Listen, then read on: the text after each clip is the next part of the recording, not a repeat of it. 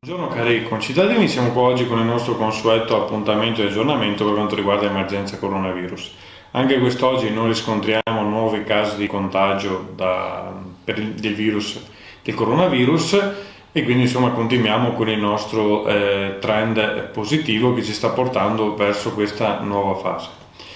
Come abbiamo visto in questi giorni ci sono state tutta una serie di problematiche legate alla riapertura del lunedì, soprattutto insomma alcune persone, tante diciamo,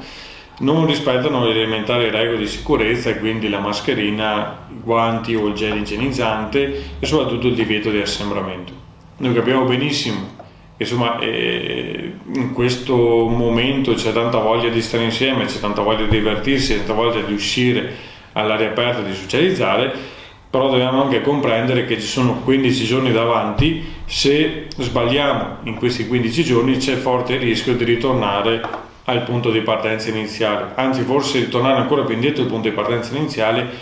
e con regole molto più severe. Quindi cerchiamo tutti quanti di adeguarci, di controllarci. Dal canto nostro inizieremo dei controlli molto più serrati e sapete benissimo le sanzioni per chi viene trovato a non rispettare le regole sono abbastanza alte, variano dai 400 euro in su. Quindi insomma fate tutte le opportune valutazioni del caso, cerchiamo di portare la nave in porto per questi ultimi 15 giorni che ci aspettano fino al 3 di giugno e cerchiamo insomma di rispettare tutti quanti le regole che ci siamo imposte. Per quanto riguarda l'attività dell'amministrazione prosegue. Anche quest'oggi insomma abbiamo fatto un sopralluogo al Palavigor con la ditta che sarà incaricata di realizzare il quarto stralcio, che è uno stralcio che riguarda principalmente la predisposizione per tutto l'impianto antincendio, quindi un valore complessivo di poco più di 100.000 euro. E anche insomma dopo lo stop del Covid riniziare con la fase del terzo stralcio, che sono altri lavori strutturali per circa 300.000 euro. Nel frattempo questa settimana è riniziato, dopo lo stop dovuto al Covid, il cantiere per quanto riguarda l'ampliamento del cimitero di Polesinello. Sono state già predisposte tutte gettate, passatemi il termine, le fondazioni, e quindi insomma prosegue nonostante le problematiche appunto legate al virus e ai ritardi nelle forniture, quindi questi due cantieri proseguono e vanno avanti.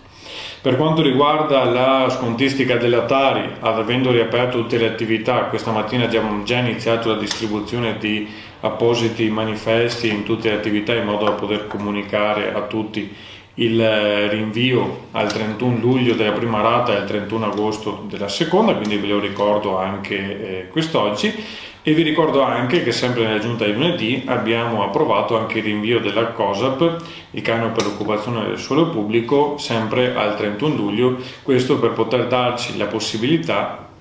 di effettuare tutti gli interventi, soprattutto economici, che sono dettati sia dal decreto rilancio che è stato pubblicato ieri in Gazzetta Ufficiale, quindi da lì derivano tutta una serie di provvedimenti conseguenti, sia anche perché venerdì andremo in consiglio comunale,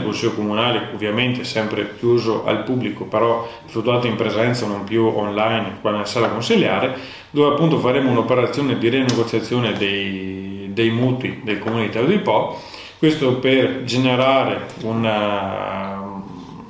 un plafond, un po' di risorse di economia da poter utilizzare sia per quanto riguarda le attività economiche sia anche per quanto riguarda le famiglie che sono in difficoltà. Inoltre sempre nel decreto rilancio, questo siamo in attesa di avere le specifiche previste, dovrebbe essere previsti oltre tutta una serie di misure appunto per le aziende ma anche per le famiglie in difficoltà, una serie di provvedimenti per i buoni spesa, però è ancora una fase di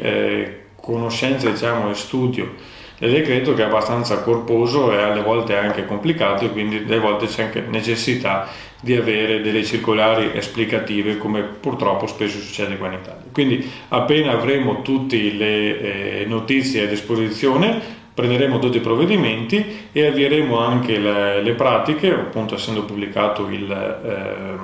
il decreto per l'ampliamento dei plateatici per quanto riguarda le attività di somministrazione e ristorazione che hanno necessità appunto magari di posizionare anche i tavolini all'aperto.